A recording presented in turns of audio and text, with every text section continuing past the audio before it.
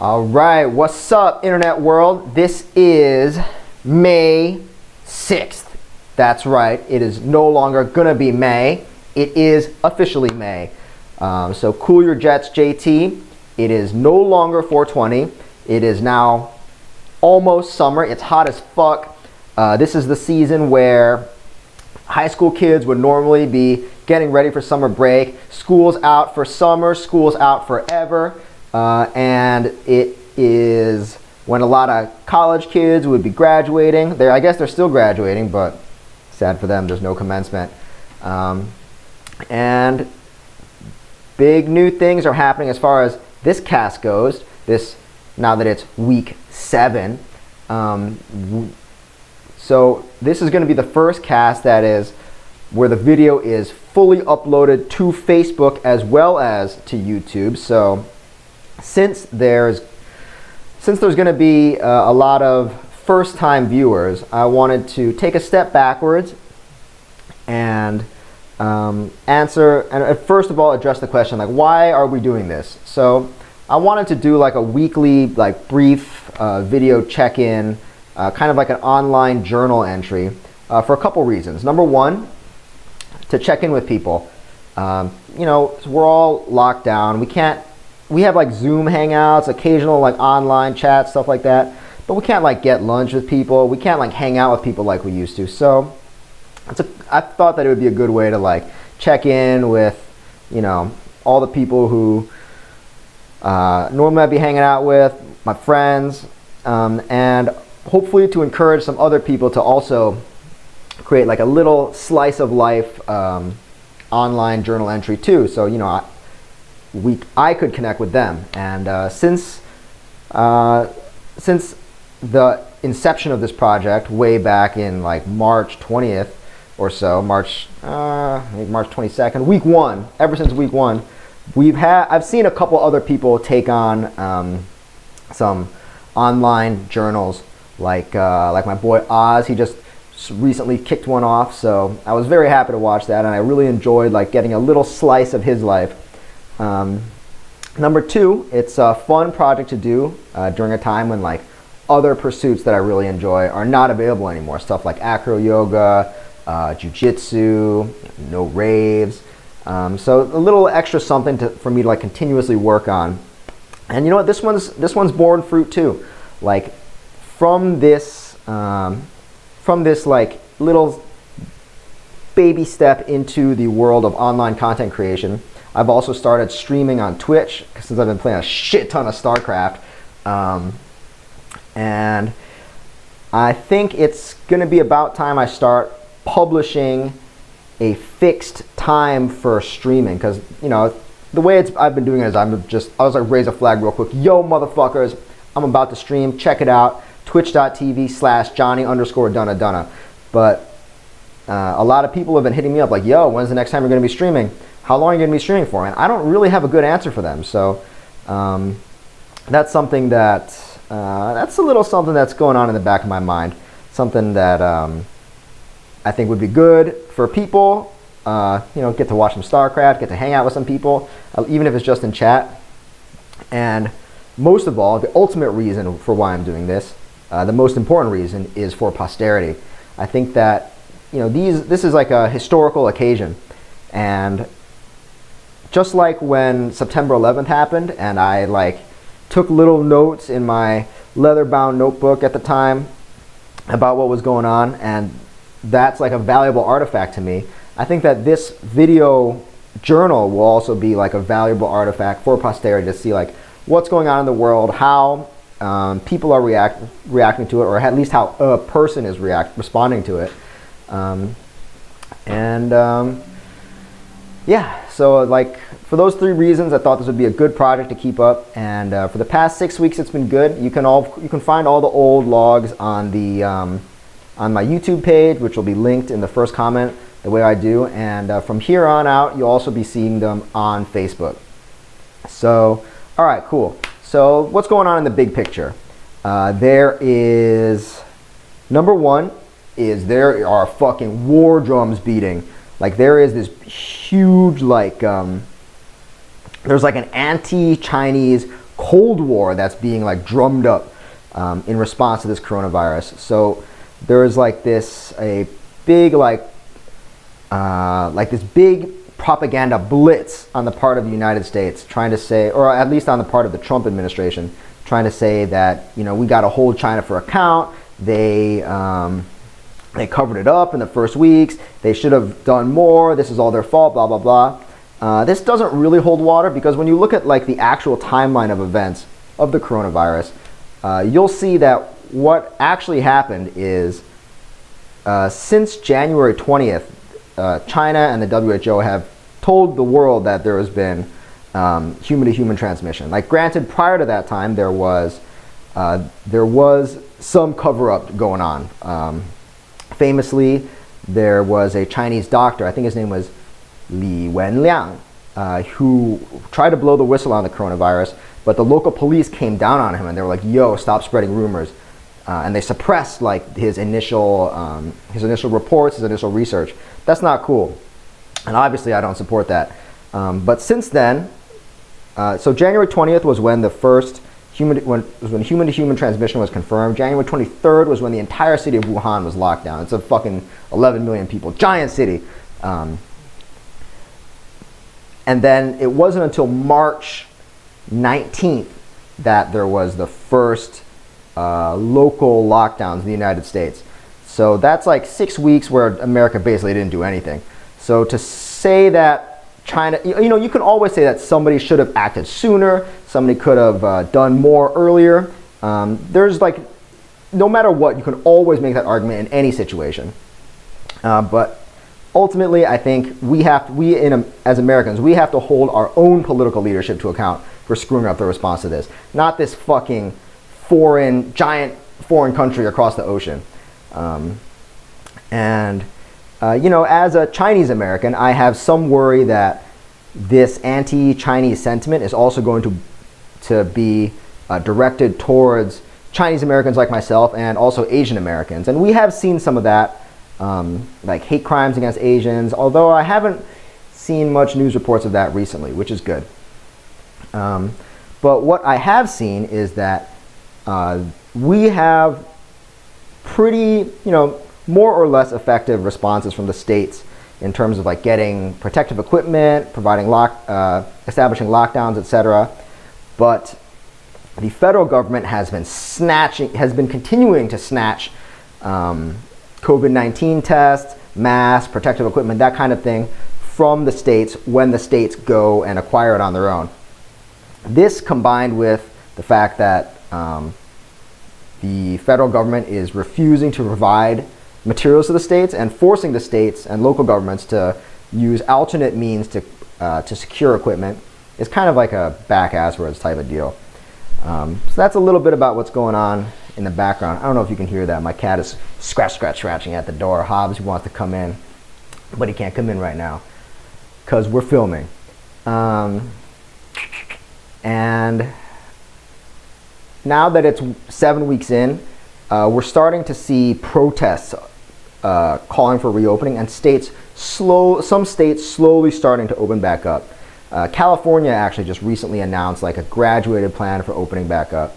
So we'll see what comes of that.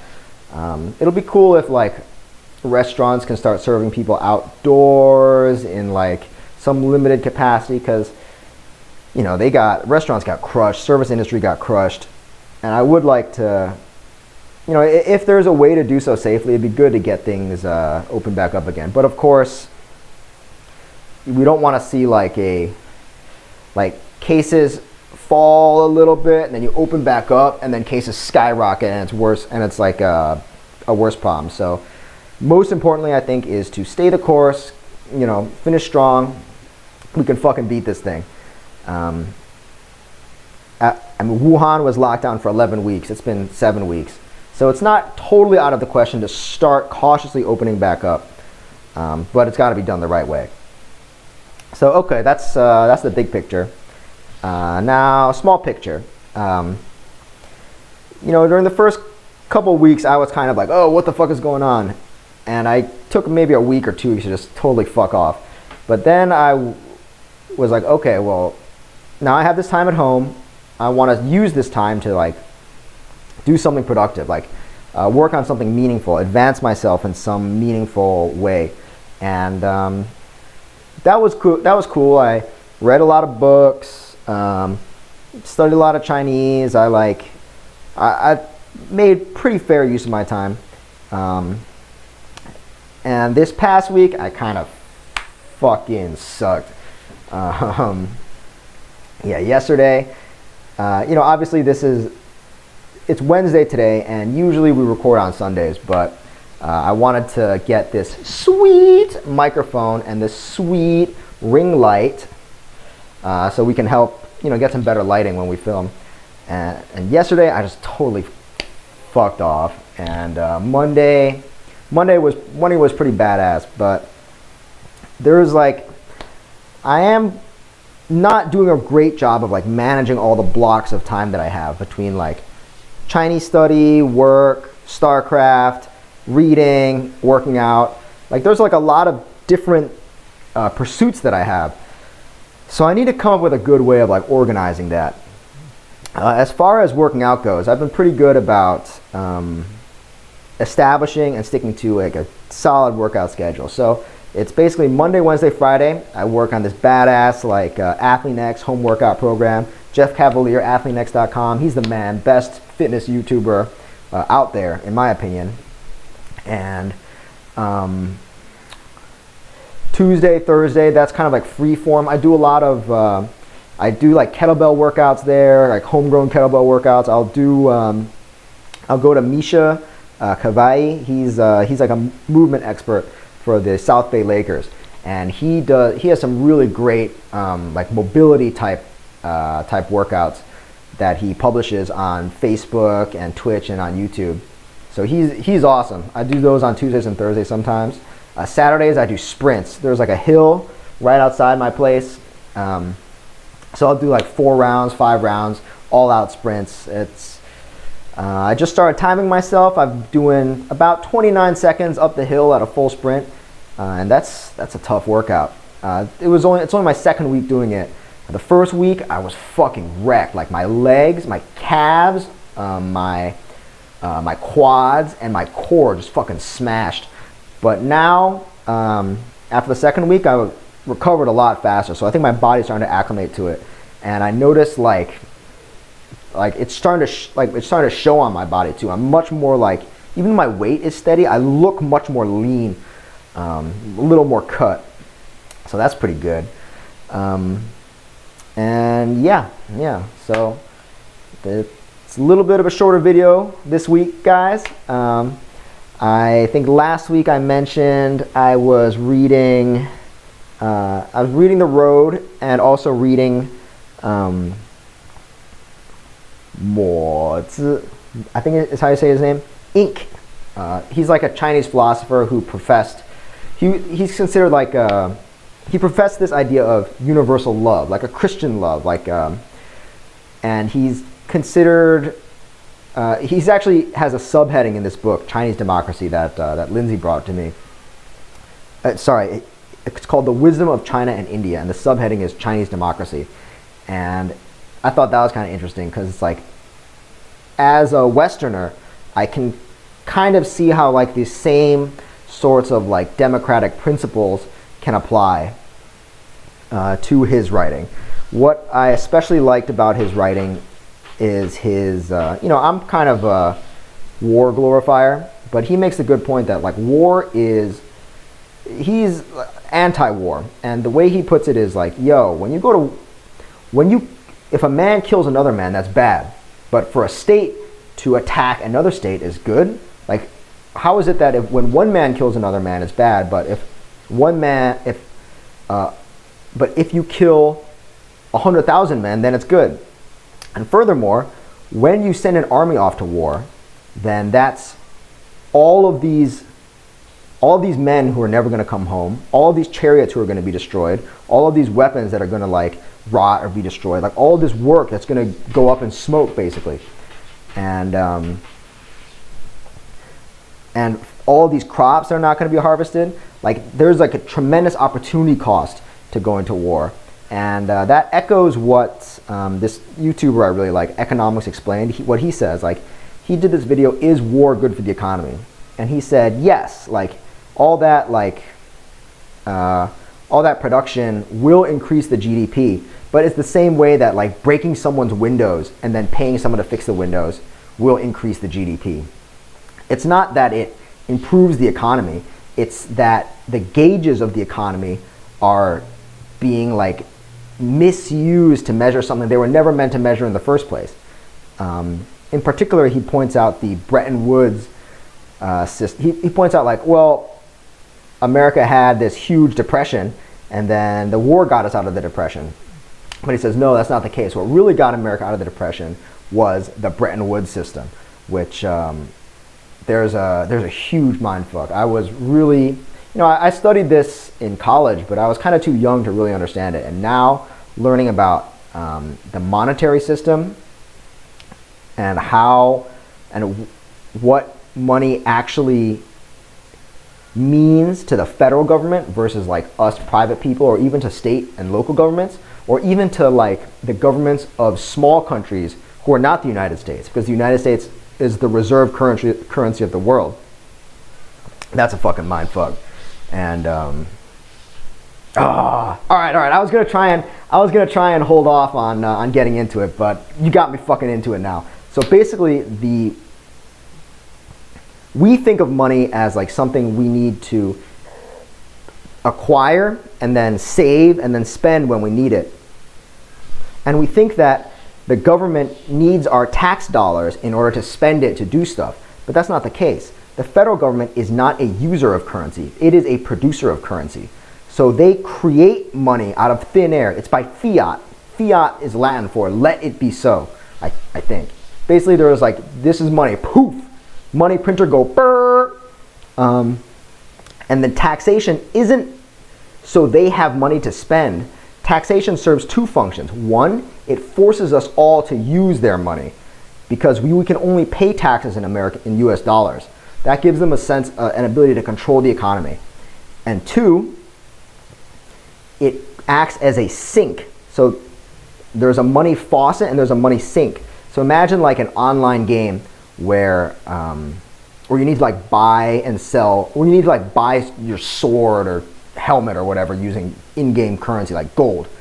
The game developers, they don't need your gold in order to make swords or to do anything in the game.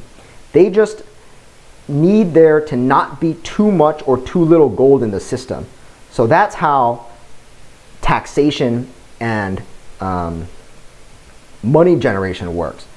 Anyways, I thought that was fucking sweet. That was a major mindfuck. I mean, they teach it to you in college, but most people don't know it. And it was, to go back and learn it again, that was fucking cool. So Economics Explained, great YouTube channel. Yeah, lastly, playing StarCraft, hanging out with the boys. Jesse, congratulations on placing into silver. And keep following me here on Facebook and on YouTube and on Twitch. And yeah, hope to see you guys. Hope to see you guys on the stream, and hope to see you guys producing some video logs, video journals, vlogs yourself. All right, cool. If you made it this far, thank you very much for watching. And I'll see you guys next week. Later, skaters.